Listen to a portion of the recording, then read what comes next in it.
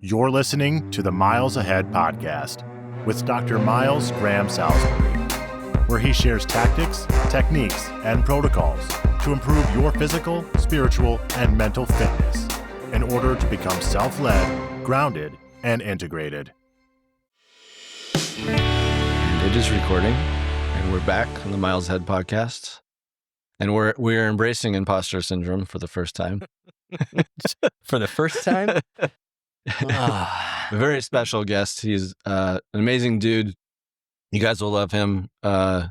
He's very humble, but he shouldn't be, and he has a lot to bring. We have Davy Gillespie, and so where were we going to say you're going to become a therapist and do men's work, but you're doing a very special job now, which is kind of secret. Yeah. What are we calling it? Yeah. Well, let's go back to the imposter syndrome, because feeling like, I shouldn't be here. Like you have other people on your podcast. Why would you want me? Why would you want me on here? But we're here. That's all right. I can go on a rant about that if you want me to. It's all good. Oh, imposter syndrome is real. But yeah, as you mentioned, I am in training right now to become a therapist. And it is quite the transition from my previous field. Like I never thought that I would go into the mental health field, but currently federal law enforcement officer, in one of those organizations, and for undisclosed confidentiality purposes, can't disclose it. But I've been in it for over 13 years, and prior to that, was in the military. Army. Yep. And what was your MOS again? So I started as a combat engineer, but then I switched over to military intelligence. That's right. Yeah. You got smart all of a sudden. I got smart. Well, I was. Yeah, recruiters got they always get you. They had to get their numbers. Exactly. So I had the same experience as everyone else. Getting swindled into going to combat engineer. This one's really glamorous. I wanted to be a helicopter pilot, and she's that's like, "Well, right. You should go be a combat engineer because that's and transferable skill."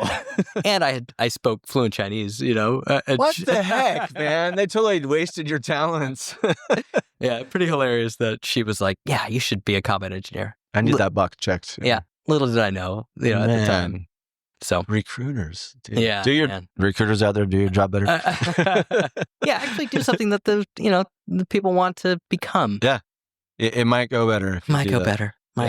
Yeah. So you spoke fluent. Was it Mandarin? Yeah, Mandarin. Before you got into the Army, in the military. Yeah, dude, they really dropped the ball. Man. I think I know why you learned that, and we'll go into that. Yeah, would love to. Yeah, you have a cool backstory. So let's tell people how the heck we met, because that's a good start. But then we'll get your origin story, because there's a lot of juice, and we have very similar backgrounds. So when we first met, we joked like it was like the Step Brothers movie. Do we just become best friends? Like you think you sent me that text? We did do karate in the garage too. So. We'll talk about the nuts on the drum set. Yeah, that was like that. We haven't got to that partner relationship yet. That may come. So Trevor, or actually it was David Boyd. He put us together from Man Uncivilized. Mm-hmm. You'd been part of the Uncivilized Nation for way before me. Yeah, I wouldn't. I mean, it's pretty new, right? Sure. Yeah, the whole thing. Trevor's movement. Yeah. And huge fan of it. Was not a huge fan of it at the beginning. And I don't know if Trevor's going to hate me for this. I've told him in person though. When I first read his book, I was like, nope. Super triggered by him. It made me really uncomfortable. But I went to a men's retreat, the same one you just did. Men's Initiation in Austin in 2023. Mm-hmm. And March of 2023 is when I went. Mm-hmm. And yeah, met Dave there, met Trevor and Michael and Dewey, mm-hmm. and it was life-changing. Oh, absolutely. It was, and at the time therapy wasn't even on your radar? On my radar. Mm-hmm. Not even close. I just wanted to heal. Mm-hmm. I needed something. Yeah. And I mean, we're getting vulnerable, right? So that's the point. Full disclosure, I was in a relationship. I was married for 17 years, and the past 4.5 years of that marriage, I was in another relationship, having an affair with another woman. and she is actually she's actually the one that pushed me back into therapy. Seeing how wounded I was, my attachment issues, my wounds and everything else. So got into a little bit of Connor's work, you know, reading men's work, and then it was I came across Man Uncivilized and listened to Traver's podcast, and I was intrigued. And then I saw the men's initiation, and I was like, I don't know if I can spend that money. And the relationship I had at the time, she was like, just do it. Just jump in. You never know what you're going to learn. That's cool. And so she pushed me into it, and it was a great experience. What about his book triggered you at first? When I read it, I was like, oh, yeah, this is what we need. I was all in. But I could see how some men, a lot of men, might not be down if they don't know who Traver is and what he's about. I'd been listening to the podcast before I read the book, so I kind of knew a little more about what his movement was about. When I read the book, it was like a slam dunk. I was like, yeah, I could read this literally every night because it's a short-ish book. And just to remind you, and the 12 ethos are really, really good. But I can see where you're coming from, and a lot of men, if they're not familiar and they pick up that book, might confuse it for something else. Or what was landing for you at that time? You're like, ooh. Yeah, absolutely. I looking back, I had a huge fear of men. Huge fear. Like there's a big wound there, a worthiness wound, as you know, Cotter's wife talks about. Yeah. In that book, good book too. Vienna talks about the origins of you. Yeah, there you go. Shout out to that. That's a great book. Mind blowing. But you know, I had a fear of men, and those men who are confident and powerful and structured. It reminded me of religious men who, you know, relied on God or whatever else and used that power to manipulate and you know, to tout their own accomplishments. Right. And so the way that Traver spoke in that book, so I listened to the audiobook of not Today I Rise, but Man Uncivilized. Man Uncivilized, yeah. And before I went to the retreat, and I was like, oh shit, like I don't know if I want to be around this. Like it was almost too confident. I think I feared confidence because I lacked confidence. Right. I still lack confidence, right? Like in a lot of ways. Which is hilarious given the jobs you've been doing. Yeah, I know, it's right? so funny.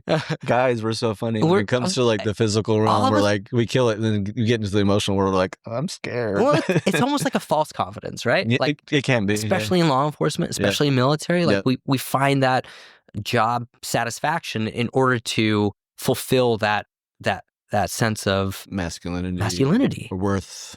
But then when it comes to our relationships, we're like wounded and everything else. So yeah, listening to Traver's book, I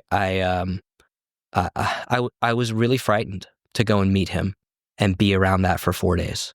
But some of the, like, of course, the ethos were fantastic. Phenomenal. I loved just reading each one of those. There were a few that I like, you know, live like there are no rules, or live like there are no rules. And some of those like kind of triggered me. I was like, I don't know how I feel about that. But then once I met Traver and once I was in it and really felt of his presence, it was something I had never experienced before. So I love your greatest gifts grow in the garden of your life. The best one. I'm still chewing on that one. It is the best one. Like I want to get that tattooed on my body. Like do it. I might. Do it. I might. And of course, fight hurts. Good. I have the shirt. Really good. Fight hurts. Yeah. Yeah. So you learned it wasn't some red pill community or something. Maybe, and a lot of guys see that and they confuse it as that's what that is. Men's work is red pill, Andrew Tate stuff. And dude, couldn't be further from that. Couldn't be further from the truth.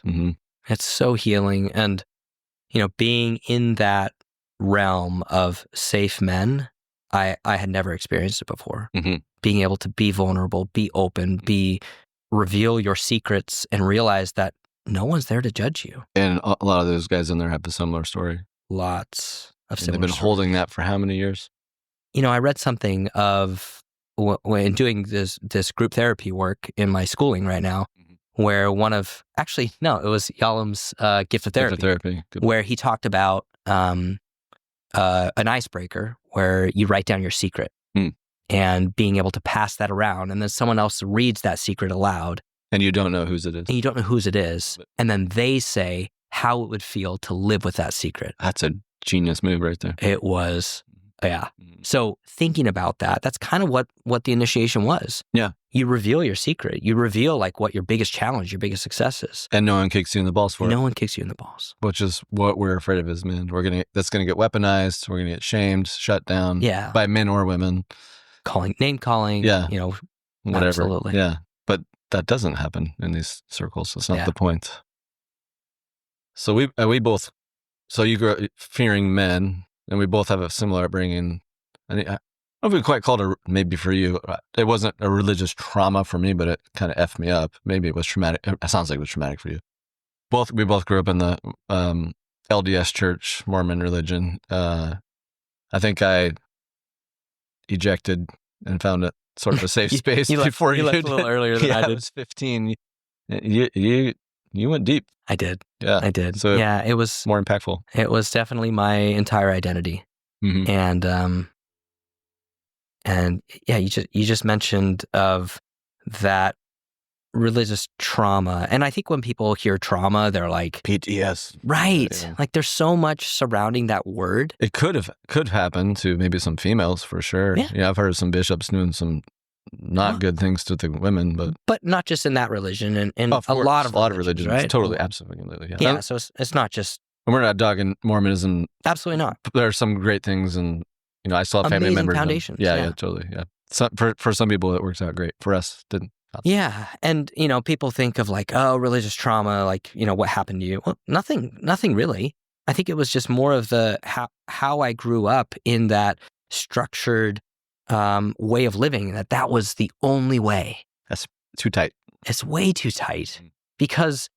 Why is someone else dictating the only way that I should be living when I don't agree with a lot of things? And if you question it or step outside, you're the problem. You're ostracized. Yeah. It's the big S, shame. And I've lived with that phrase. I've lived with that feeling my entire life. How did that land for you? How does it feel? Or how did it feel? Of you're the problem? Yeah. I'm the problem? Yeah. Well, it used to be worse. Mm-hmm. It used to be like, like rotten at the core. Can I swear on this? It's my fucking podcast. All right. Good. So I say when people ask me that. All right, I didn't know. So I used to have the phrase continuously playing over and over again that I'm a piece of shit. Right? Like that was the shame. Ouch. Yeah. For so many years. Reinforcing it over and over. But underneath that, or maybe coinciding with that, was I'm the problem. Now. Wow, it's a double whammy right there. Yeah. But that always presented itself in childhood, in my 17-year marriage, throughout life, that I'm the problem. I could always see where I was the problem. And in my current relationship, I've been dating a woman, for the last year and a half. Sounds pretty cool, by the way. Yeah, she's you got pretty lucky. amazing. Yeah.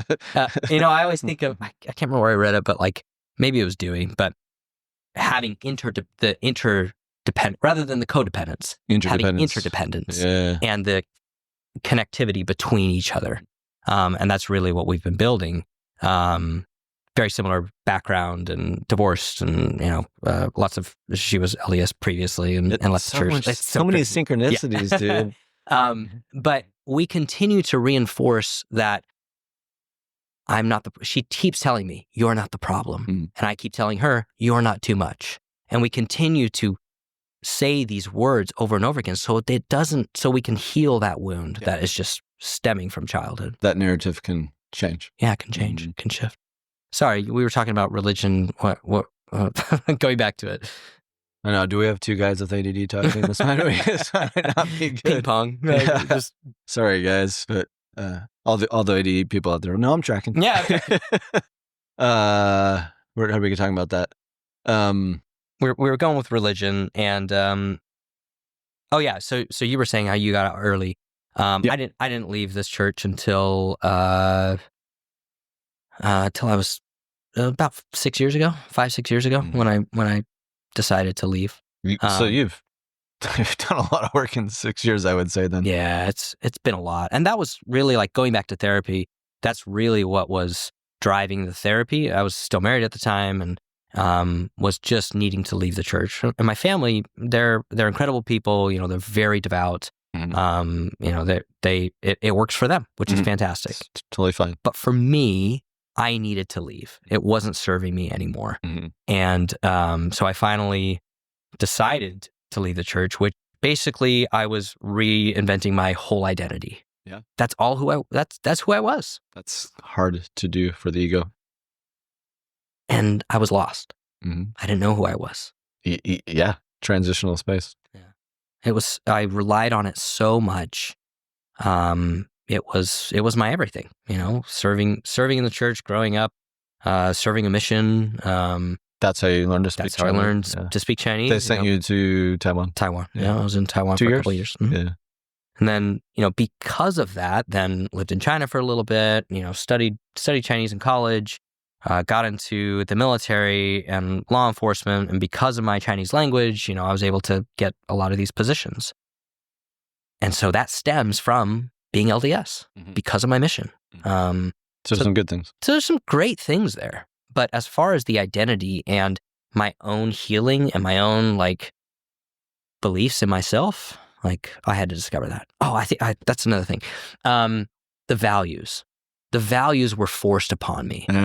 Like this, and maybe some people will disagree because, well, we should align our values with God, right? And these are God's values. Sure. Yeah, sure. I didn't believe that. It didn't land for you. It didn't land for me because those values just, I felt like I was always relying upon those values and I didn't have an individualistic point of view. Yeah, it's sort of disempowering. You're supposed to empower yourself with your own values. But if someone tells you what to do, it's disempowering. Yeah.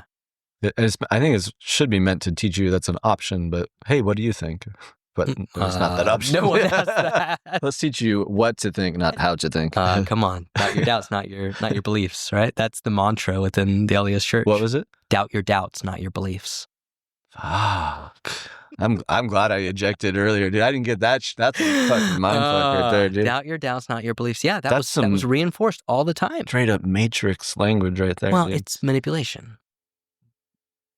Yeah, absolutely. It is manipulation because we should question everything. Of course. We should question everything and find your own, you know, belief around it. But that just trains you. Yeah. That's what all major religions have a version of that. I mean, even we were talking about earlier about how I got into Buddhism, and I had a spiritual vacuum after leaving the church and not knowing what does that mean. And I picked up the book, The Art of Happiness by the Dalai Lama, and that got me into Buddhism. And I got into meditation, and I went to Naropa, and I'm doing Buddhist psychology and month-long meditation retreats with blah, blah, blah. I've talked about this on the podcast before. But they do mantras. When you get into Buddhism, you do mantras. And it's just, you're repeating over and over, basically stuff around the religion. So you remember it, right? But it's different. It's not like you have to believe this or else. It just helps you to remember these things. Yeah. You know, it's more like some of the 10 commandments is like the 10 guidelines of like, if you do these things, you'll probably be happy, but it's up to you. Or the Articles of Faith within the LDS Church. Remember those? Yes, I do remember those. Yeah. Anyway, all right. Wait, we're adding on. Enough about that. They added some shit. Yeah. That's a whole nother fun conversation. But it sounds like the mantras are quite a bit more relatable. They're very relatable, yeah. And you don't have to be. That's if you go like full Buddhist, like, and you get a teacher and you get a sangha and you take a vow and blah, blah, blah. You don't have to do that. You can just do meditation and do retreats and get the benefits of that, of mindfulness and meditation, which are great. If you want to do the religious part, then you do the mantras, but you totally don't have to. Yeah. Which is great. Yeah. So that filled that sort of spiritual vacuum with me. And then I dabble, and I was at a retreat once through school, and a very famous monk just happened to be on the land on the retreat center for some reason. His name's Yongey Mingyur Rinpoche. Every Buddhist out there just they know exactly what I'm talking about. It's Tibetan. And I got to have an audience with him. That's what they say. And he was so like, don't bow, don't do all the stuff. Like I brought him the white fucking handkerchief you're supposed to bring, and like he just gives it back. He was so cool. He was like, you don't need to do all this crap. And I asked him like, my question at the time was like, do I stay in the Tibetan Buddhist path, or can I, or do I check out the other ones or other religions? And he's like, you can either stay with one, or you can be like a bee that like pollinates multiple flowers. And I was like, that's me. That's amazing. I want to pollinate. I want to cross pollinate. Just stay with one thing and be very rigid just never fit. So that was great advice from him. Well, allows you to flow into different paths. Yeah. Right. Yeah. When I was in Taiwan, I was, proselyting and doing all those things as the missionary does. Selling vacuums. Selling vacuums. Door to door, knocking on doors. I already got a vacuum. Yeah. But I came across this Buddhist monk, and he listened to my message, and he's like, this is an amazing message. He's like, I'm so glad that you found that happiness. But as a missionary, as a 19-year-old, I'm like, no, but you need it too. But you need it too. He's like, no, like, I think what you're doing is wonderful. And what I'm doing is wonderful. Like, we are good people. And that's really all it comes down to. Yes. It's what he said to me. And as a 19-year-old, I like wanted to feel like so sorry for his lost soul. He's not going to the three heavens or whatever. But I remember that like vividly. And what he said, it was just like, you are a wonderful person, and so am I. Yeah. And I'm like, that's a great takeaway. Yeah. Mm-hmm. It's powerful. Mm-hmm. So, yeah. That's pretty hilarious, actually. But good. That's still, you learned some things early on. Maybe he was planting some seeds that led you here and you didn't even know it. Well, as it led you to Buddhism, like you said, it's a spiritual, like a vacuum that needed to maybe sucking you in, right? And since leaving a religion, like that was a big decision for me. Mm-hmm. Huge monumental moment in my life. Mm-hmm. Maybe not a lot of people see it from the outside, but for me, it was like such a struggle to do it. I believe you.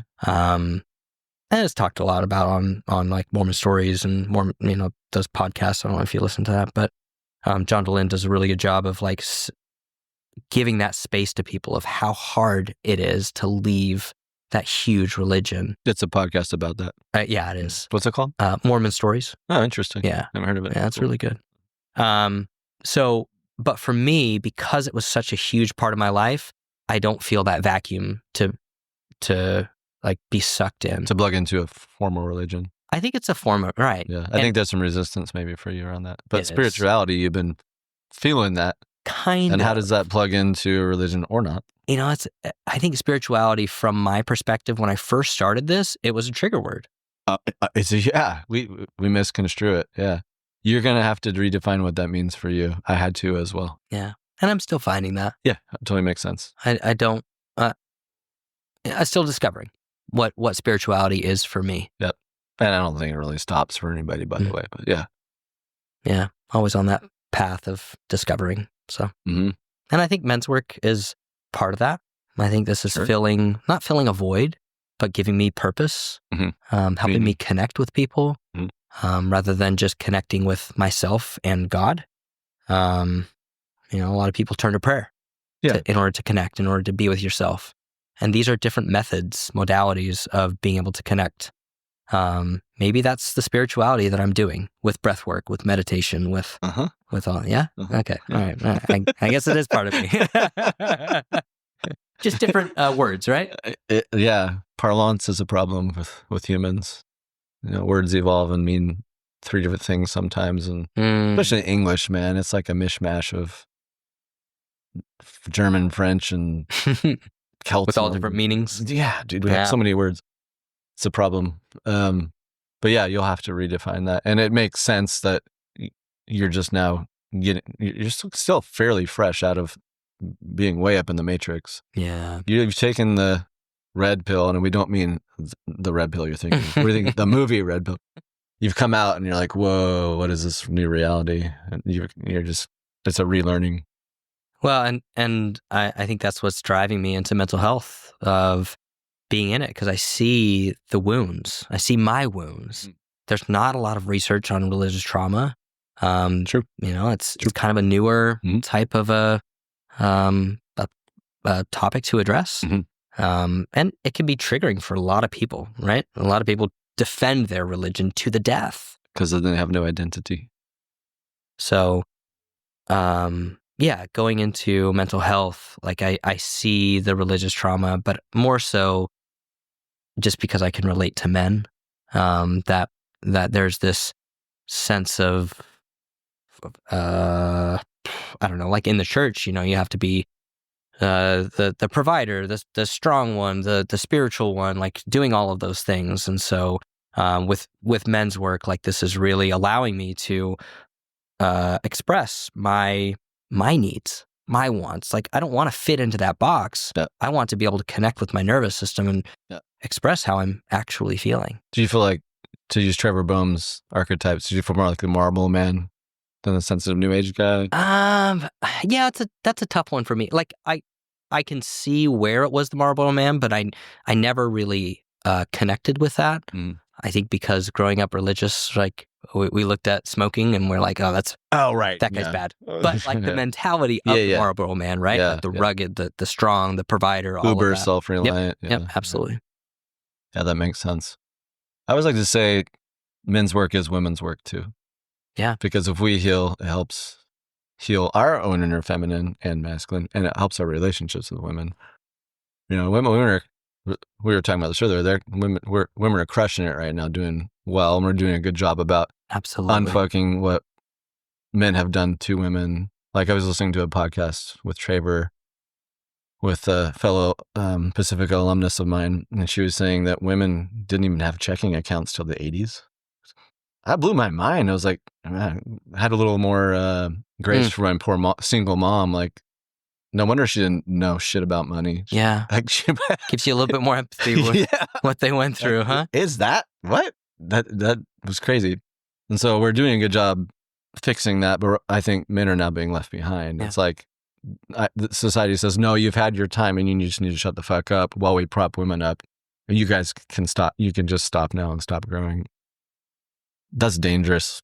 It is dangerous. If we suppress our feelings, we suppress our thoughts, we become school shooters, become domestic violence motherfuckers, we stay in our parents' basement, video games for suicide, all the bad things, and no one's having babies, by the way, and civilization collapses on its way.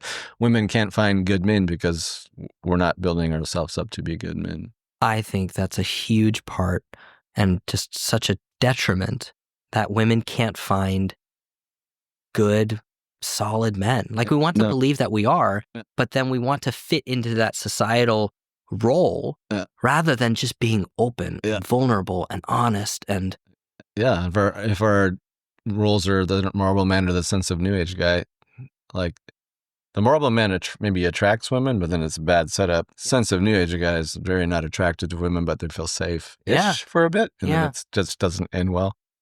We need to bring them together, the masculine and feminine together. That's a healthy man. Like when we go to these retreats and we see Connor and Trevor and David and Michael and Dewey, it's like, those guys are like integrated in the sense of like, they brought the marble man and the sense of new age guy and shed what's bad about them, brought what's good about them and put them together. And you can just sense like, these are solid. This is healthy masculinity. This is what I'm after. I just want to be around these guys. Like, how do you do that? It draws me in. Me too. With healthy masculinity, one thing that kind of blew my mind in getting into all of this stuff is being able to embrace the feminine side of things too. Growing up, everyone thought that, because I was into music and into theater and into I guess wrestling, but people always thought I was gay because like that type of role, that type of image spews homosexuality. Right. And so I wouldn't embrace it because I was afraid to be labeled as that. Correct. So the toxic masculinity is like, oh no, but I'm strong. So, what do? I join the military. I go into law enforcement. I prove to myself subconsciously that I'm a man. But embracing the feminine side of things, like you and I have talked about this too, with your dance background and my music background and theater and all that, like I loved that. Like my dream would be to be on Broadway, like being able to have that experience of performing and everything else. But it comes with like, I never embraced it. I love, and I love musicals. I love that type of poetry because singing those words, it's a form of expression, right? Right. Of what that is, just like dancing is on stage. Correct. But I never embraced that because it wasn't masculine. You weren't allowed to either. I wasn't allowed to. In your system. Right. Yeah. So now with embracing the feminine and masculinity, and that's not only feminine, right? Like being able to be soft and being able to be open. And like as John Wineland talks about with the masculine and feminine, being able to have that balance and going into those different roles with your partner, with your spouse, of dancing with the masculine and feminine. But I never allowed myself to embrace the feminine. Even in my marriage, like my wife at the time would ask me, well, how are you feeling? Wait, what? Right. I think a lot of men can connect with that, right? Yeah. I don't know how I'm feeling. That was a lot of times what I would answer. I'm like, I don't know. I don't know. I can tell what I'm thinking. Right. What I'm feeling, yeah. But being able to really sit in that. Your direct felt experiences, Connor would say. I never knew how to do that. No one's teaching us that. Until this men's work. There we go. Because that's the point. And my last therapist, when I left the church, it was all CBT. It was all cognitive. Yeah. There was no somatic stuff. Of course. This last therapist that I had, she's phenomenal. She was just absolutely incredible. And it was all somatic. It was all EMDR. It was all trauma-based. It was like, she was just phenomenal. And that's the first time that I really connected when doing those things, because emotions just come, right? As you know, I'm sure you've seen it from the other side. Emotions just come when you tap into your nervous system. They're ready and waiting. And guys, cut ourselves off from the head down. Yeah. I think it's also protective too. And we're also taught that's what we're supposed to do. It's useful. We need it. And like when you're on the job. Though? When you're in that mood. Yeah. What are we protecting? Feeling. Vulnerability. Yep. You're having your wounds weaponized. And a lot of times that was a lot of kids' experiences growing up. And feel safe. A dad that couldn't show it, or if you showed emotion, then they would punish you for it or distance themselves. So you thought, oh, that's not what we're supposed to do as boys. I don't remember this Dewey was talking about boys in school, or maybe it was some social media post, but like if a boy gets hurt when he's like 8, just like rub some dirt and get up, you're okay. If a girl falls down, it's like, oh my gosh, right, let me pick you up and let me comfort you and let me see you. Boys don't get that. You're right. We can't. You have to rub some dirt in it. Yeah. And shake it off. We're developmentally behind. We need that just as much, if not more so, than girls at that age. Dewey was even saying that some schools are moving to have boys start kindergarten later so they can be at par with girls. A lot of times you have boys in school and they're moving around and that everyone thinks they have ADD. And it's like, no, they're just like developmentally behind. Like our brains grow slower than girls do. Like at 21, their prefrontal cortex is coming online, and we take till 25, maybe 40. I don't know. Still developing. Consequences? Oh, shit. I got to set up a 401k. Damn it. Adulting. Adulting. So I think that's actually genius. And the science is there. It shows that is a thing. I think it's a genius idea. I don't know if it'll ever be put into place. We'll see. It's such a interesting thing to think back on, though, like just to your point of 8-year-olds falling down. As a father, right? Like I did that to my son. Get up, you're fine. Don't worry about it. As my daughter, are you okay? Bingo. Like we just do it subconsciously because it's ingrained in us. It's ingrained in society. Yeah. But then that nurtures that nurturing sense of women, the feminine, which is why we think of feminine as nurturing. It's archetypally feminine, right? For sure. And then with the masculine of like being strong and stoic. And you can do it. You can do it. Yeah. It has a place for sure. Absolutely. But when we're young, we're still kids. We need to be comforted when we're hurt and upset, and then encouraged to go do it. You can get back up. I mean, that's healthy attachment, right? With parenting, kid's upset, skin their knee on the bike. Oh, come here, I got you. Are you okay? And when they feel calm, and let's get back on the bike. Right. You got to do both. You can't do one or the other. I hear a lot from friends and family and other folks of like, it's too soft of a generation. That's where we're going, right? That's the helicopter and snowplow parents, which I can see being a problem. Yeah, that's the like, oh, you skin your knee in the bike. Come here, I got you. I know the world was so scary. Yeah, you never have to ride a bike again. Let's keep the training wheels on, and then when you're 14, maybe we'll take them off. Like what? No, we're not doing that. That's dumb. Isn't that why we have exposure therapy too? Right? Yeah, exactly. It's the same thing. We're working on taking the training wheels off at some point. Yeah. Yeah. So it's not the fact that we're too soft of a generation. I think we have to embrace that nurturing part of us, the feelings part of us. Yeah. And as a father, as now a single dad, like I play both roles. That's a good point. Yeah, you kind of stuck in wearing two hats in a way. Yeah, and I think that's an issue too with a lot of single parents. That it's really hard. How do you initiate your daughter into womanhood and how does your mom initiate into manhood? Like that's a tough ask. That's why having two parents can really be beneficial. I mean, that's probably why it's the setup. And it can show up in like homosexual relationships too. There's a masculine and feminine presence, that you need both. It's really hard to do it as a single parent. You get crushed. It is. It is difficult. I look at this situation right now, and for anyone who's been divorced, you don't really know how it is until you've experienced it, right? Like I had friends get divorced, and I had no idea. I'm just like, I'm so sorry for. Yeah, that must suck. But now going through it, I'm like, okay, yeah, this really sucks. Like this is really, really hard. Yes. It's a huge struggle, and it crushes you. I hit rock bottom. I bet, especially with kids. And with that, it has forced me, it has caused me, it has given me an opportunity to really heal. And since healing and realizing working on myself is the most important, that now that projects onto my kids rather than the opposite. Yeah, right? That's what we had to do for our parents. Yeah.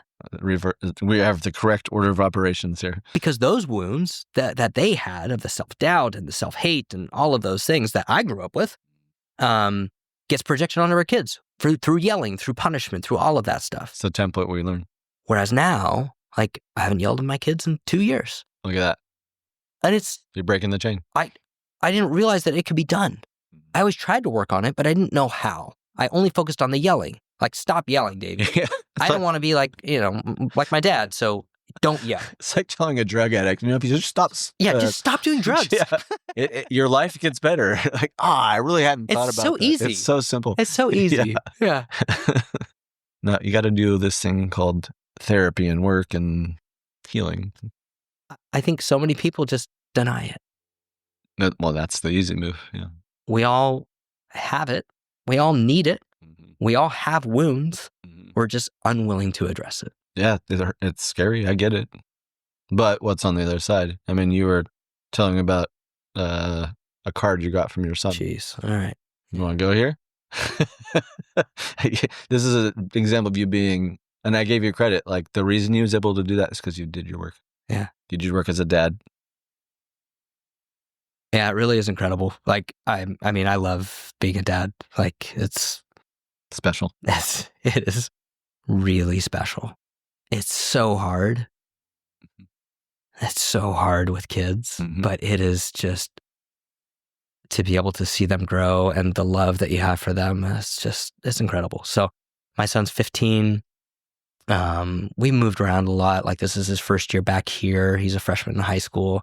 He's struggling a little bit, with friends and finding himself and all the teenage things. I have two other daughters as well, and they kept asking me. My birthday just passed this last week, and they kept asking me, "What do you want? What do you want?" And I was like, "I don't know. I've got everything I need, kids. Like you don't have to buy me anything."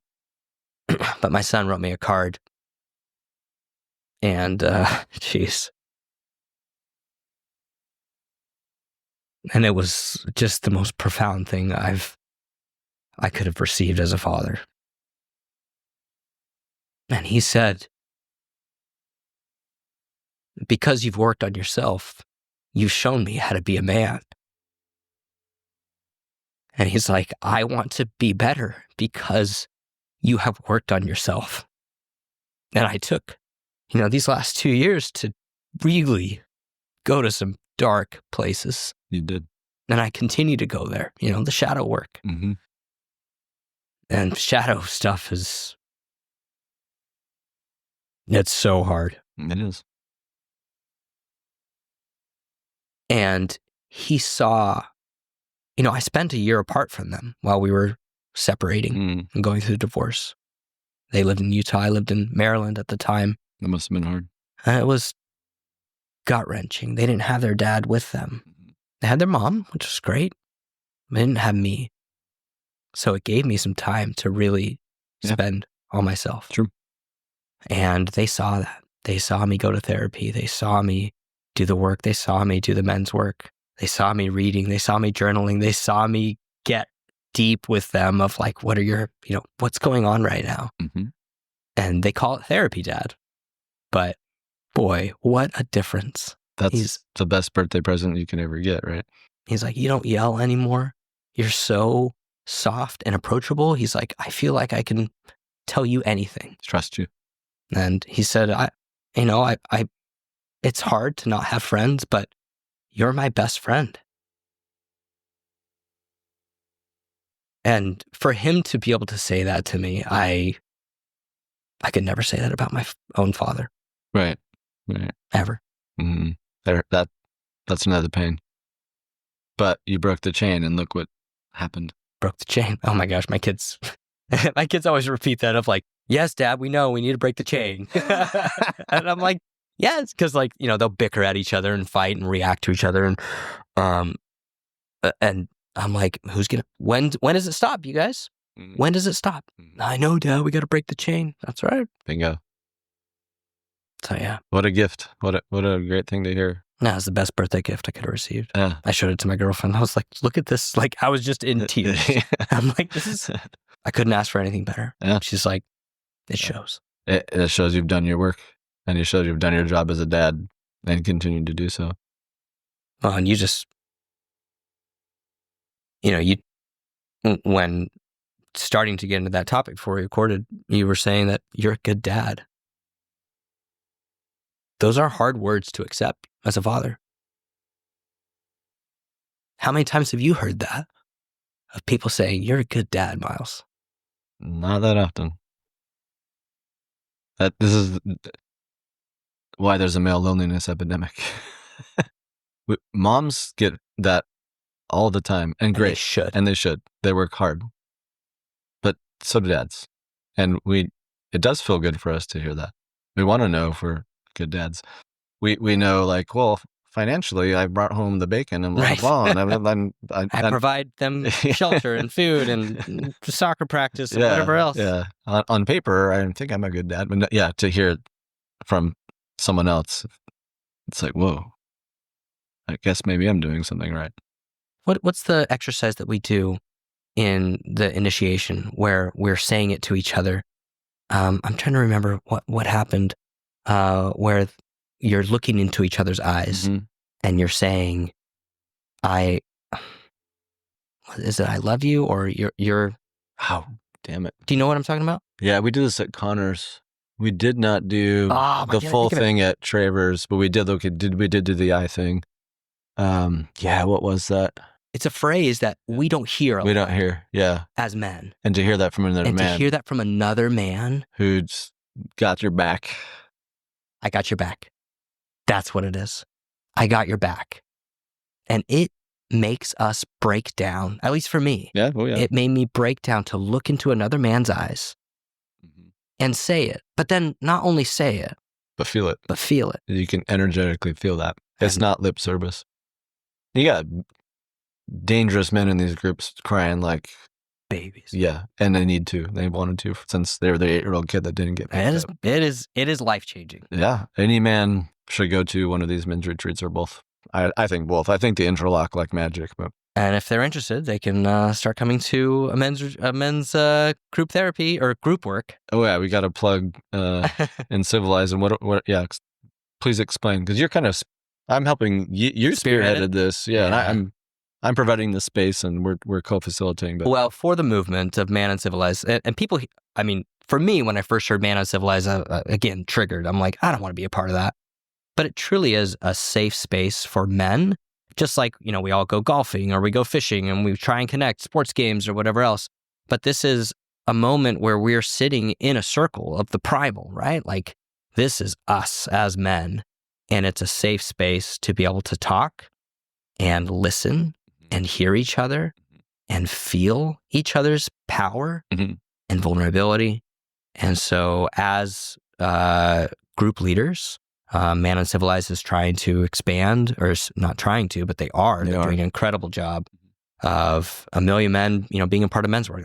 That's Traver's goal. That's the goal. And it's not like he's our religious leader, but he was joking. Is like, are we a cult? And like, if you ask that question, you're probably not a cult. And we were not handed any Kool-Aid at these events, by the way. I wanted a group here, and so I talked to Dave, I talked to Traver, and they were like, yeah, we don't have a Portland one. I'm like, I mean, I don't think I'm qualified to start one. They're like, sure you are. I'm like, oh, there's the imposter syndrome coming out. So that's why I grabbed you, Miles, to be able to help co-facilitate with me. That's all good. Not as much of an imposter, but... David knew that we would connect. Yeah. Because he's also a Jedi. Yeah. So, plug that we're going to start a Man Uncivilized group in May that we will start probably once every 3 weeks or so. So if you're interested, if you're interested, contact Miles, contact me. We'll have contact information at the end. Show notes, I'll put them in. Yeah. And it's very structured. So because I think a lot of guys go to, they're like, what are we going to do in the group? Just sit there and stare at each other. No, it's when I do prompts. Yeah, there's totally. When I do group psychotherapy, it's quite different than this. It's a different move. We're doing different things. Less structured. This one's quite structured, but there is room for flexibility. It's not like rigid or anything, but you're not going to come in and not know what you're expecting. It's a-religious, it's apolitical, right? Totally. None of those topics. So it's welcome to any walk of life. Correct. For those men, and we'll keep it small. We can't have a huge group. Yeah. I mean, that there are two of us, if we had a giant space, we could, but then I guess that's true. Yeah. Then it's like, well, it's a 2-hour max group that we want everyone to have talk time. So everyone needs to be heard. Everyone needs to be heard. Yeah. That's a tricky balance, but that there are two of us, that does make it easier to facilitate, which is cool. I love sitting in those group sessions, like even online with them. Like, I don't need to be heard, but I love hearing other men's stories. Yeah. It's just so powerful. One man's pain teaches you about yours, or what you might not have thought is yours. Yeah. I just talked about that happening to me at the retreat last week. Yeah, you want to go into it? I went into it last week, but oh, okay. I don't know if I told you, but like at Connor's, it happened where someone's going through their process and it like, oh, that's my stuff too. And I was, having strong feelings along with it and crying. And then there was a break, and like that guy's I was kind of relating to, and I was like, yeah, I could see that hurt. And then I like have an emotional break. This one was like, bam, bam, bam, bam, like 4 in a row. And I was like, just crushed in a good way. But like, man, all of them I related to, all of them I felt. And I felt like I was there with them in the center, but I was not in the center. And Connor's, I was one of the guys that got to go into the center, which was really cool.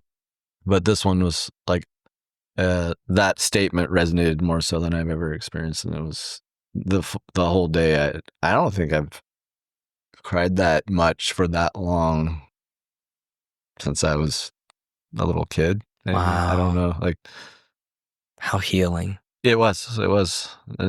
Everybody the next day was like on a different frequency, especially the guys that were in the middle. Like, and one of those guys had some really heavy stuff he had to work out, and we all felt really happy for him that he got to get that out, because he had some really painful stuff. I think as men, we suppress, we hold on to it. Yep.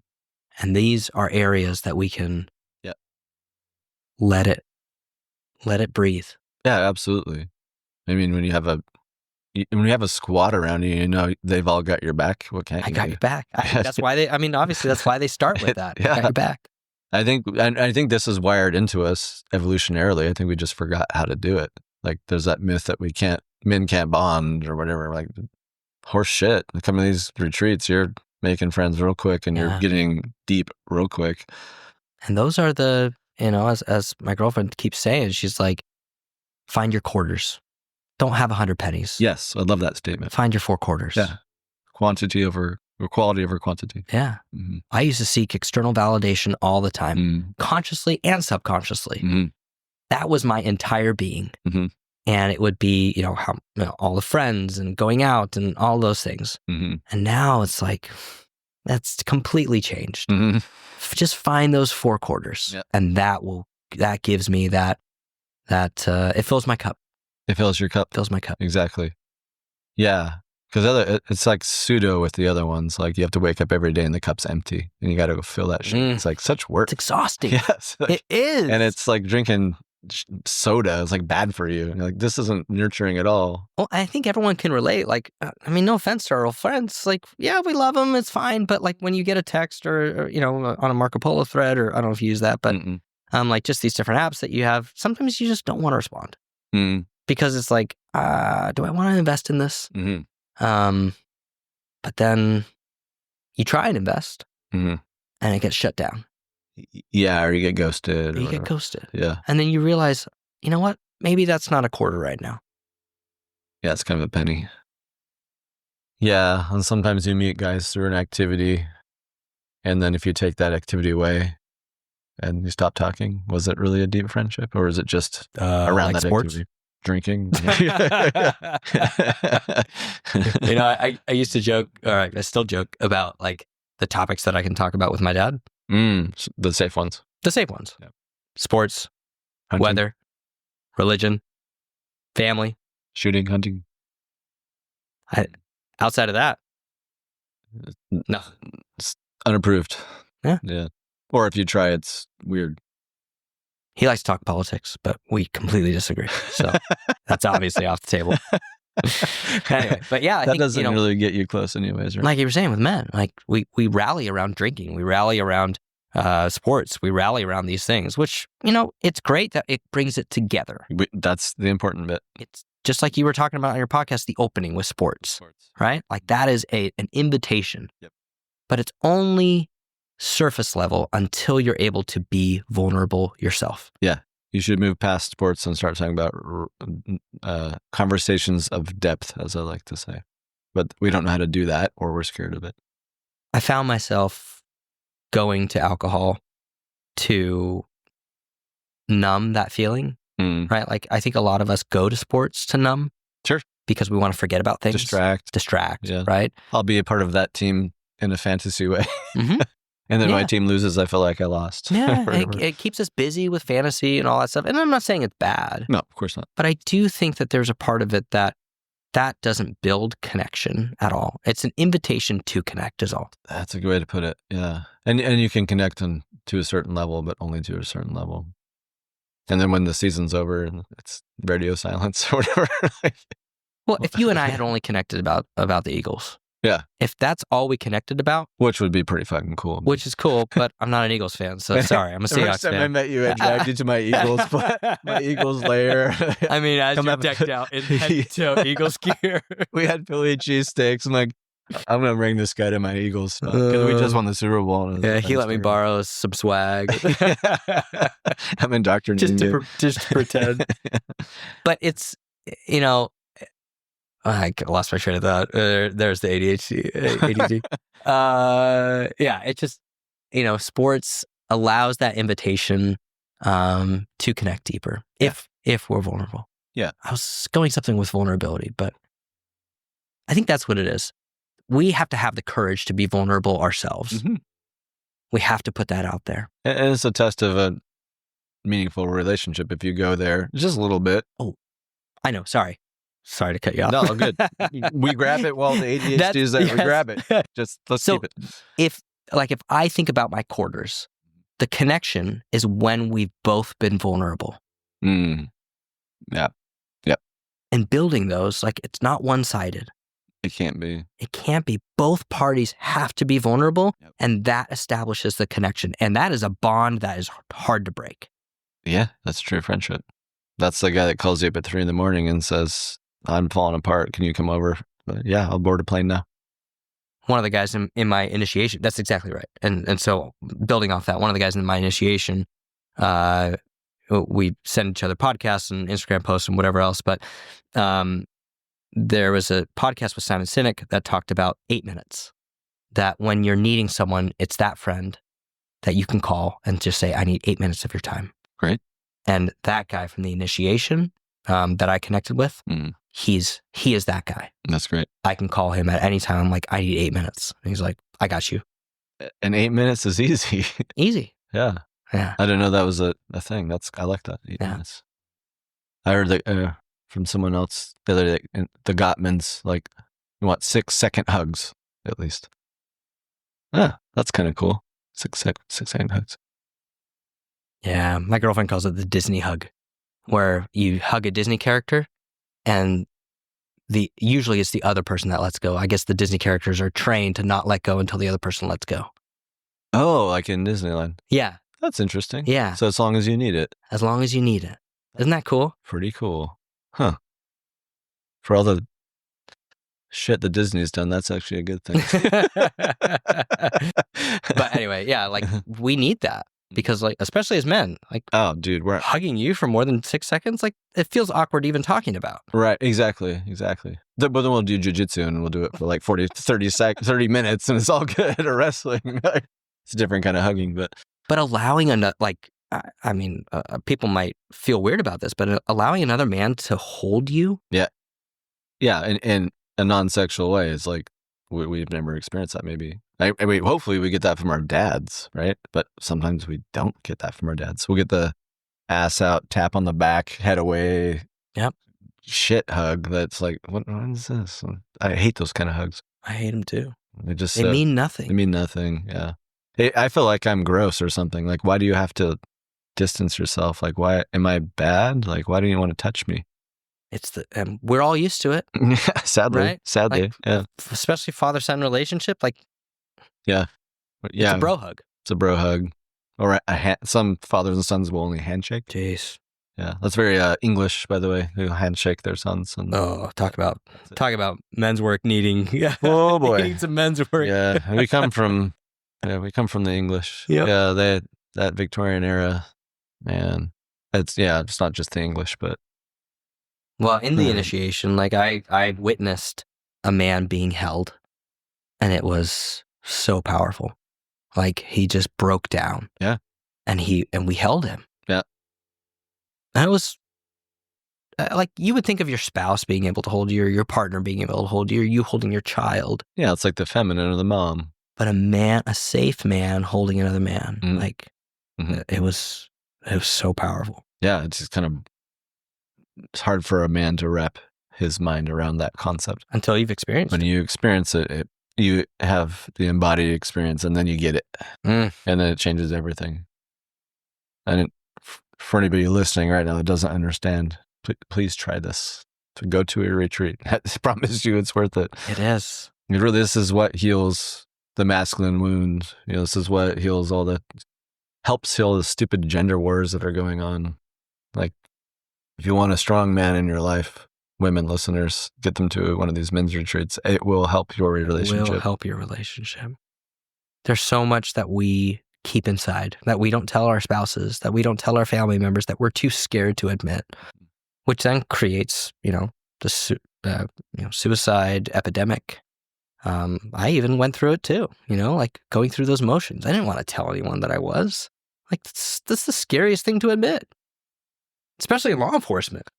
My gun will be taken away. My clearance will be taken away. Oh, bro. Like, we were talking about it earlier. Yeah, the stigma of it. Asked you, when you were in the military, who did you feel the most safe talking to? And it took you no seconds to say the chaplain. Because I know this with all the people I work with in the veteran community.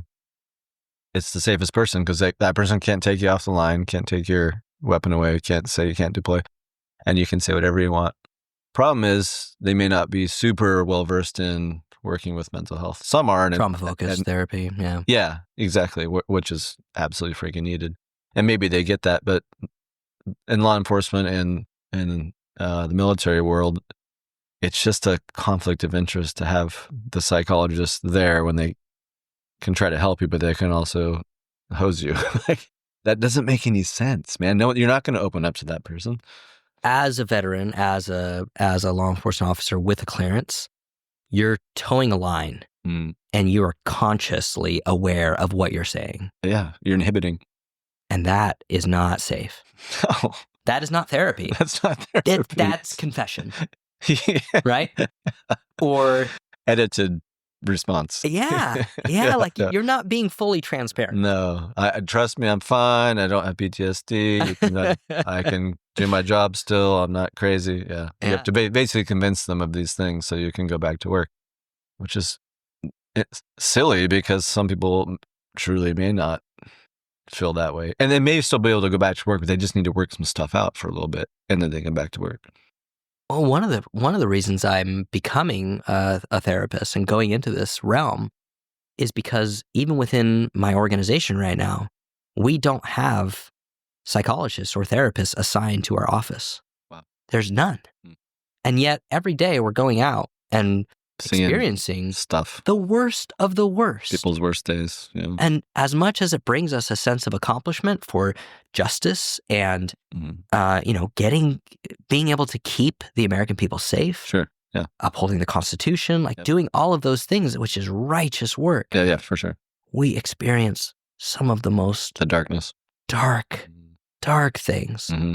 And what do you do with that? And as a small office here in Oregon, we're always exposed to whether it's child predators or, taking pedophiles off the street or violent crime or, homicides, whatever it may be. Like, we go into these things without even thinking, without even blinking. That's what we're trained to do. Yeah. But then what?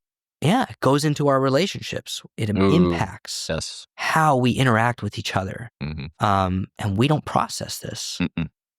We think it's, I'm going to have nightmares. I'm going to have, all these things. PTSD. Yeah. But it's not that.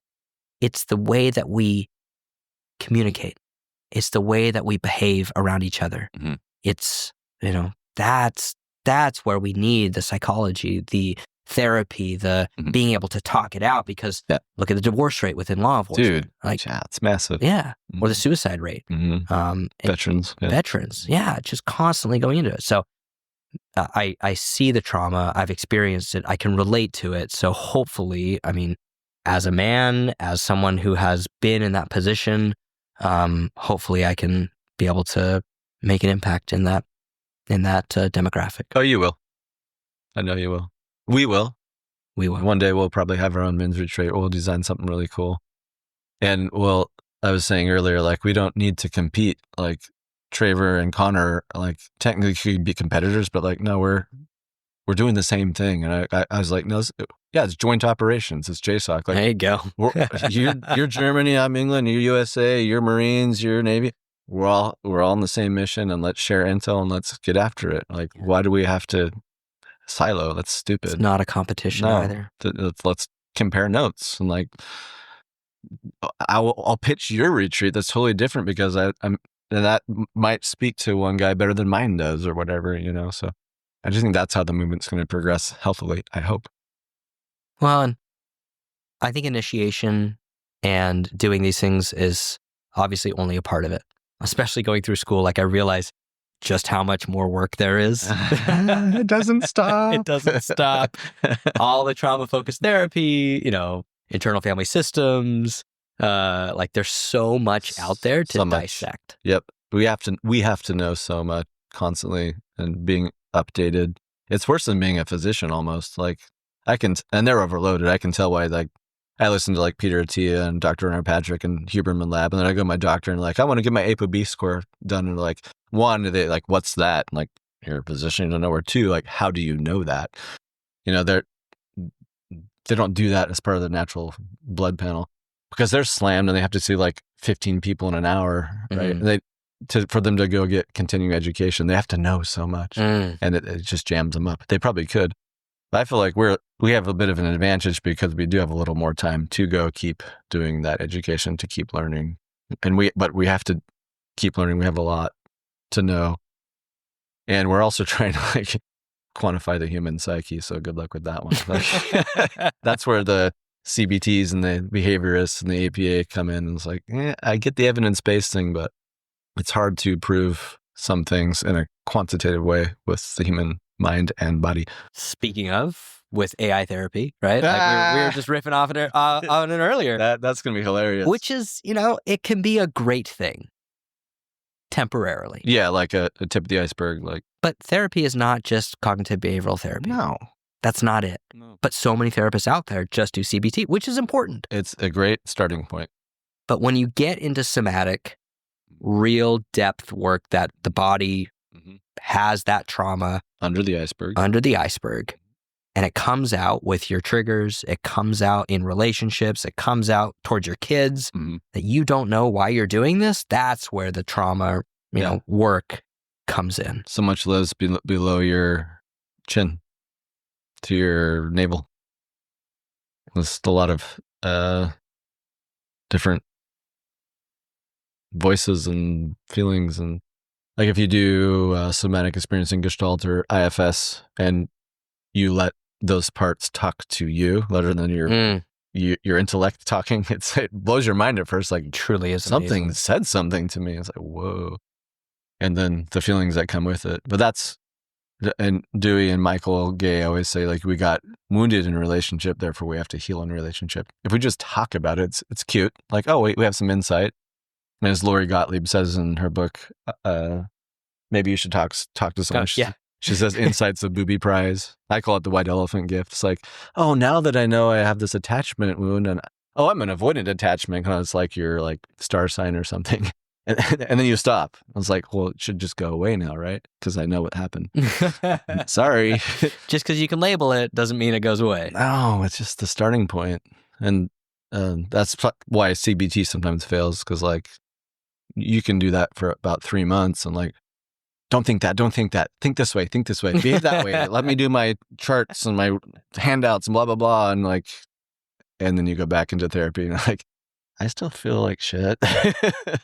It's like, because you're using the top part of your body called the head and the brain. Like there's more going on. And so all these modalities interlock, but there are a lot of them that just silo and they just do the one thing. We all need to keep comparing notes. And there's so much shit. And we're all standing on the shoulder of giants anyways. We are. Going back to the Greeks and myth and like that's psychology, basically. Stories, it's all ways to understand the human condition as existential psychology. And it's always going to keep evolving because that's what humans do.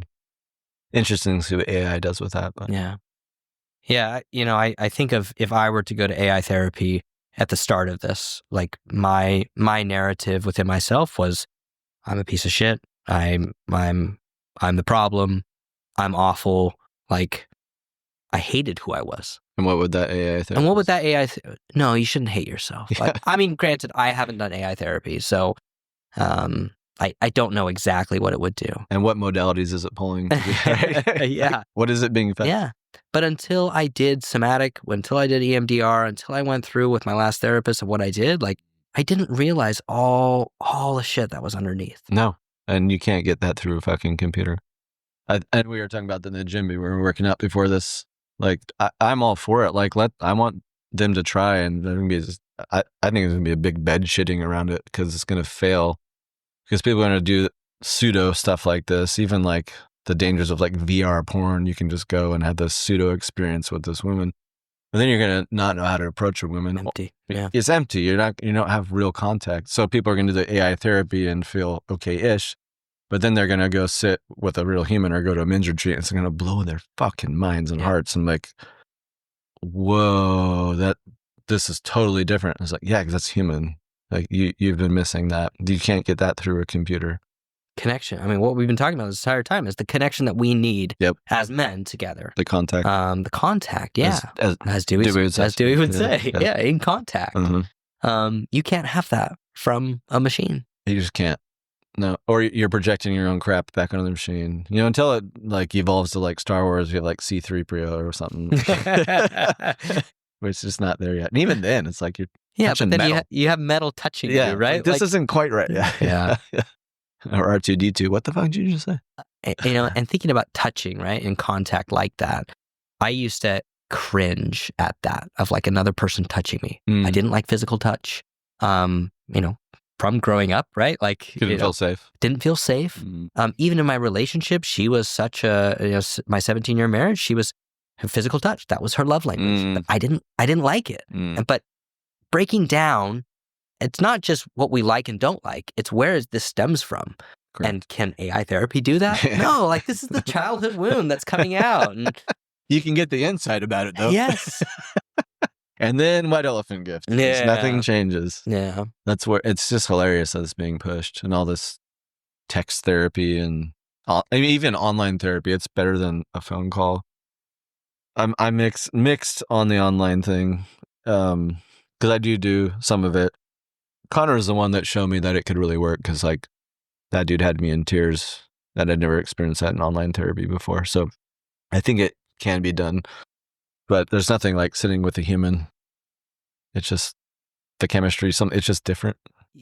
Yeah, you can feel. It's the feel. You can feel the uncomfortable when you're with another person. Something's different. Yeah. And that's where, as a therapist, I imagine that's where we want to go. Yeah. Is the uncomfortable. Did you get wounded on TV with your dad? Like, no, you got wounded in a relationship. I will say I think it depends on the client, because I did online therapy with my therapist with EMDR, and it was... Well, that's EMDR. It was life-changing. You can totally do EMDR. Okay. Yeah, there you go. Because that's not... You're not doing psychotherapy. You're working through trauma, and you're watching a thing go back and forth, and they're talking you through it. There's no therapeutic relationship necessarily, right? Right. The therapeutic alliance it's different. Yeah. Different modality. Definitely powerful for big T traumas mostly. Little T is a little harder. But there's absolutely a place for that, and absolutely you can do that online. Yeah. I think in person might be a little bit better, but when you're doing psychotherapy or you're doing these men's retreats where there is human contact, game changer. It is a game changer. Yeah. And you look at it, and I remember before going, I mean, you're a therapist, like you've been in this field for so long. Maybe it was kind of second nature to you to go to one of these things. I don't know how you felt before going, but I wasn't scared. Yeah. I was excited. I just kind of threw myself into it. At Naropa, we did much more. Like, that's when I was like, what the fuck are we doing? Like, and sitting with yourself in a meditation retreat for a month that'll do some things too. Like Traver's going to go into a darkness retreat for longer soon. That's advanced level stuff. That's some of my teachers who have monks as their teachers were saying that's advanced level stuff. That's crazy. A brave soul. He's a brave soul. It is brave. But I got exposed to a lot of this kind of work before, but it'd been a while, so it was kind of nice. And when I did it, it was with men and women. I had not done it just with men, so that was extra great about it. Yeah, for me, like I was terrified. It's understandable. I didn't know what to expect, and I was really hesitant, before sharing. Yeah, you mentioned in the church, the laying on of hands thing that they do, and that kicked up some stuff for you. And yeah, it was very triggering. I'm sure Dave Boyd remembers, in that retreat where I had to walk away from it. But I think we define safety, like growing up in the church, I defined safety different than what this is. Totally. And yeah, I was terrified. So I'm sure a lot of men looking at these men retreats are like, no, it's not for me, right? Or therapy's not for me. I heard that so much from past relationships. Anytime somebody says that, I'm like, you probably really need it. Yeah. What are you scared of? A lot. What are you scared of? That's right. What's resistance? I think it also depends on the therapist too, right? Like if they're able to get deep with that person. 1,000%. It's the relationship that ultimately heals. I have research that bears this out over and over. It's not the modality. Shop therapist, right? Like, absolutely. Find the one that you connect with. I always say give it to 1 to 3, 5 sessions. If it's not clicking, you can move on. And it doesn't mean therapy doesn't work. Correct. Yeah, it's just not, there's no chemistry. Back to the chemistry. It's not going to happen with AI. Yes. Because it's a human fucking relationship. Yes. And if you don't feel rapport, you're not going to trust, you're not going to open up, and you're not getting a lot done. You can do CBT just fine or EMDR because you're not getting that close. Right. Or like the old Freudian way where you would lay down and he'd sit behind and smoke a cigar and just write down all the shit we're saying. You can do that. That's just venting, basically. That's not what therapy is, though. Nope. It's a healing relationship. Yeah. And it goes deeper and deeper and deeper and deeper. Yeah, it does. Like there's some things I just told my therapist that took me a year and a half to tell her. Really? Yeah. I mean, it's trust, right? Like you want to air out your deepest, darkest shit. Carl Jung, I think he said something like the only way to destroy shame is to bring it to the light. It's a sort of confession with someone you trust, and then it's not so bad because they don't weaponize it. They're like, I can see why that happened given X, Y, and Z. And I'm not going anywhere. I whatever they say, because you trust them, that's the healing part. Probably what we needed as kids that didn't get, or whatever, Oh, and we got cancel culture right now. Oh, right? And that's the dumbest thing I've ever. I can't say enough bad things about that. People just pick it apart. Yeah. Yeah. I mean, we were at the retreat, and Trevor, he's like, I made the Cardinals end up checking my social media post. He had put some out male loneliness, and he said, I just wasn't going to share this, but I want to tell you about some of the responses that I got. And it was about male loneliness, and people were saying, good. I hope men die. You should kill yourself. Men don't need anything. Men are toxic. Jeez. Men should go to hell. And he didn't tell if it was men or women saying these things, but the fact that was coming up on something that's supposed to be like, hey, this is a good thing. That's the cancel culture idiocy. And they don't bother to, they don't know him. If they bothered to read his books and listen to his podcast, they know what he was about. But I think they thought, oh, this is another Andrew Tate or toxic guy or whatever. If you talk about anything about men, you're automatically in that camp somehow. Toxic. Yep. The red pill, it's so childlike. I'm tired of it. We're acting like kids across the board. Well, and it's like if the other side isn't being addressed, then if you're only focused on men, you're not addressing the feminine movement. The feminine movement. Yeah, well, you have to pick a side. Right. What? No. Yes, let's bring it to light. It's a yes to both of these are extremely important. Yeah. Let's destroy the gender wars because it's dumb and we're not going to have a population because no one's going to have kids. Absolutely. We're going to implode ourselves. It's so childlike. Yeah. But that's, social media, the news, it's all why I don't plug into that so much because it's pretty garbagey. Anyways, that's a whole nother podcast. Yeah. But anything on the list over there that we want to add on to before we land this plane here? We talked about a lot. There was, definitely with this movement and what you're doing within your own private work, with what I'm aiming towards and becoming a therapist, just the standing on the shoulders of giants, the shout outs to these individuals who have paved the way with Connor Beaton and Traver and John Wineland and Mark Groves and all these guys. Dewey Freeman, Michael Gay, all these. Dave Boyd now. Dave Boyd, yeah. All these individuals who are paving the way, it's changing. It's changing society. It's changing men. It's saving men's lives. It literally is. And relationships. I look at what I've personally gone through, and I felt. Did we talk about this? I felt like I was on an island. We didn't. We did prior to the podcast. Bring that in. That's good. So, in going through and leaving a religion, in getting a divorce, in having an affair, and exposing that and being open about my past, I felt like I was on an island. Yeah. I felt like I was just going to get destroyed. Male loneliness. I had suicide ideation because I was the commonality. In all of these situations, I was the common denominator. And you had those voices that I'm bad and I'm the problem. I'm the problem. Mm. Therefore, let me delete the problem. If I'm not here, I'm no longer the problem. Correct. It's a very seductive part of us that comes up. It is quite the spiral. Mm. When we're in it, when we're in that spiral, like it feels like we're just completely alone. Yep. I don't know if you've seen Inside Out. You have seen Inside Out, right? Like Inside Just Out 2? one. I need to see two. Oh, you gotta see two. I know. I heard it's So good, anxiety goes in the spiral, and she can't see outside of it, but she's just spinning like crazy. Mm-hmm. And Joy finally just goes in there and stands with her. Mm. And it's like the most beautiful thing. I mean, it's built off IFS, right? Like, completely. Yeah. And but Joy stands there with her, and that's oftentimes as men, that's what we do. We spiral, and not just men, but women do it too. Of course. Yeah. We spiral, and we can't see outside of it. But if we have safe people around us who can stand with us and be like, "You're okay. I'm here," So we can slow down and be present. And doing this men's work and opening up and being vulnerable, I've realized that I'm not alone. Mm-mm. Yes, I have a unique story, but we all do. We all do. But we all can relate to it. We all relate to it. It's our origin story. It's our wounds. It's our, whatever comes up, but we can be there for each other. Yeah. And we don't think we can, which is not true.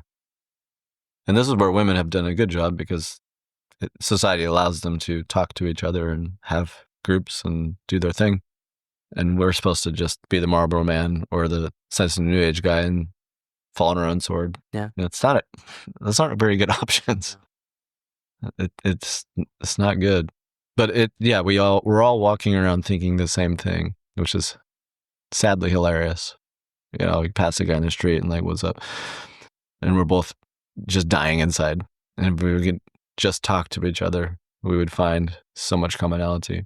I mean, even in Connor's book, when he's talking about hitting rock bottom, he's scared to death to tell his friend about where he's at because he's afraid to get made fun of. And then his buddy surprised him, was like, "Oh yeah, I see that. I've been there before." And then he told his story, and then that was the start of his journey to men's work.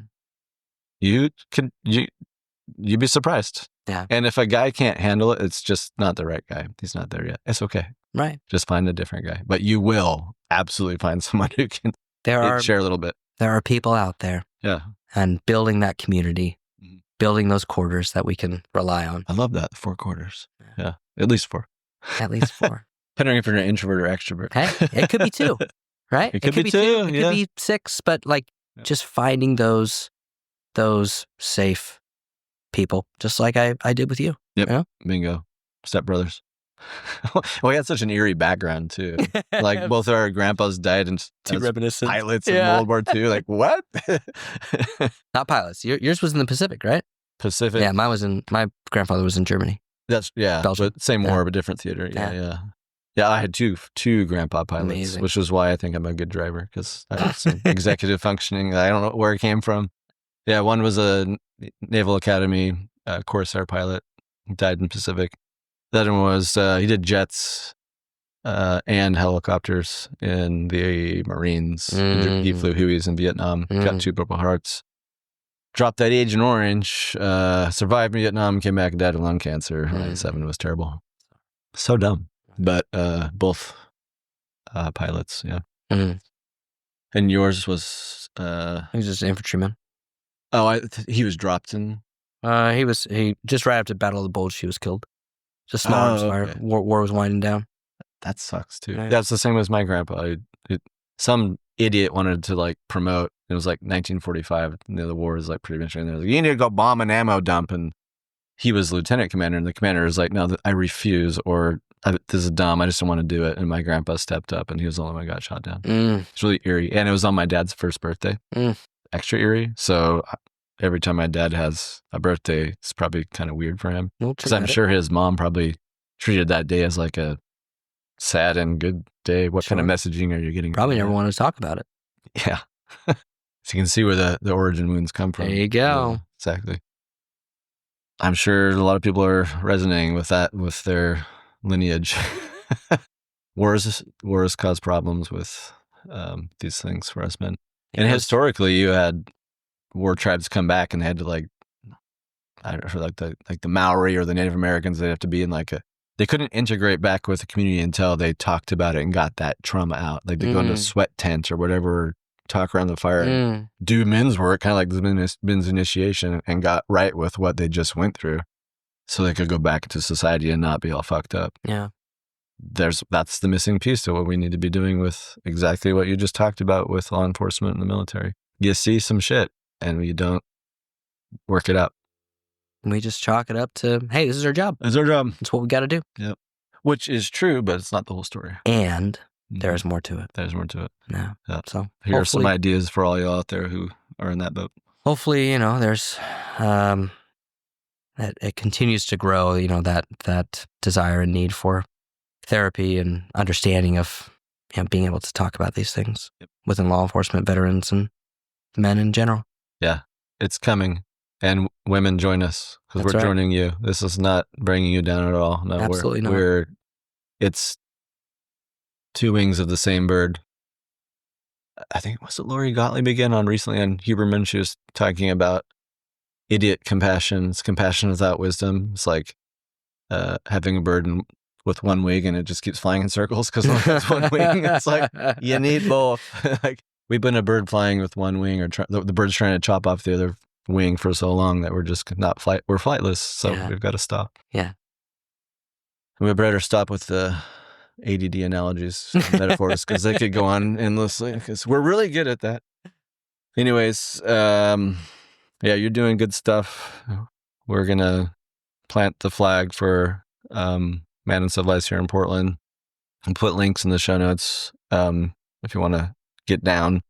Yeah, if y'all are interested, hit us up. And I'd love to have you. Do you want people to find you yet, or is it you're still in the classified realm? I'll just put like a contact email on there. Yeah. Cool. But if people have questions for you or something. But I'm not out there in social media or anything like that. We'll put the secret email. I gotta wait until I retire and then get into the mental health world and all that. Then it'll all be out. Yeah. That's gonna be a tricky wicket for you you'll do it. It's a difficult time right now, but we won't get into that. As far as law enforcement and change and government and it's a weird time. It is. Yeah, we'll have somewhere for people have a question for you. They can ask you. Sure. Whatever. Yeah. We'll put it in the show notes. I hope it's been helpful. I hope people can relate to, this conversation or in this story. I feel like, like I was saying, I feel like I'm on an island sometimes when expressing and sharing things. But if I heard someone go through the same experience, I would latch onto them and be like, "What? You did this, and you came out on the other side?" And the other side is better than I. It's still extremely difficult. Of course it is. And I'm so happy with being able to hit rock bottom. That pain is better than the pain of staying on the island. Which pain do you choose, right? The pain of growth or staying stuck? Actually, that's a good place to end. I brought my journal from the men's retreat, and and I saw this last part because when I did men's work, when I did the breath work at that Michael Gay led us through. Powerful. It was so powerful. And it's not just breathing or anything like that. Like, he really leads you through an experience, and I had never done anything like that before. And afterwards, like, it was a monumental experience. And I had almost like an out of body experience. But then I wrote in my journal, I said, well, my world will not be enjoyable if I don't come clean to my wife about my affair. I cannot live in bold honesty and integrity if I keep that from her. Even if it means we're over and we will divorce or stay together, I need to give her the chance to accept that truth, react, and grieve. The things I have done are not fair to her, and I want to be free of this pain and guilt. And having gone through that guilt and shame, that's what broke me. That breathwork is what broke me. And I realized, all right, this is it. I can't live in integrity. I can't live in this shame. It's done. That don't feel good. And as scary as that was, I did it. You did it. Hard. You did it. Yeah. Yeah. That's bold. I mean, that's some manly stuff. That's not easy to do. We can do it. I could have killed myself. You could have. Yeah. I could have just not done any of this. Yeah. Or just kept kicking the can down the road. Or just, completely denying, right? Yep. Living in fear. Yep. Or till circumstances force the outcome upon you, and then you feel powerless. I had to do it, though. Yeah. I'm glad I did. Credit to you, man. I didn't know that was the turning point for you. It's a big deal. Yeah. That's why these things work. It's amazing. It broke me open. Yeah, it breaks you open. Yeah, in a good way. In a good way. It doesn't feel awesome. It's the scariest thing ever, and I'm sure people are like, "Oh, I don't want to do it." Now I'm not going to these retreats. Do it. No, Do it. It's worth it. Yeah, and at your own speed. They're not making you do things you don't want to do. That was all on my own choice. Yeah, and there are guys at the retreat that was like their third go. Like, it's just where you're at. Sometimes it takes a few times to be at these things to finally feel like you do your own work on your own time, and then you do another pass, and then you get your time in the circle, and then things change, and that's totally fine. All right. This has been good. We'll probably have to have your girlfriend on at some point because she sounds cool. She's become a therapist too. Yeah, she's got a lot of her own stories too. Dude, we got a jam. It's mind blowing to hear her story. We'll set it up. Cool. Yeah, I've got some cool guests lined up. I won't say who because I don't want to get over my skis, but you know what I'm talking about. It's exciting times, Miles. I like exciting times. 4 or 5 people that I can't believe are coming on the podcast, but yeah, good things to come. If this has helped anybody, share it.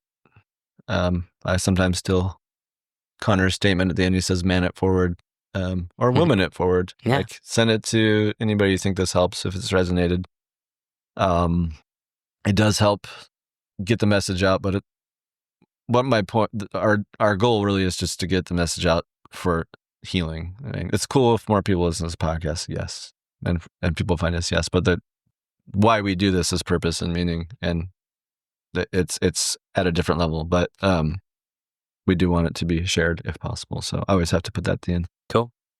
And we'll put all this stuff in the show notes. And thanks for tuning in, and thank you for coming, Davy. Of course. And I'm sure you'll be back because we got some ideas about. Got a lot of work to do. Got a lot of work to do. It never ends. Cool. All right. Thanks. You got it.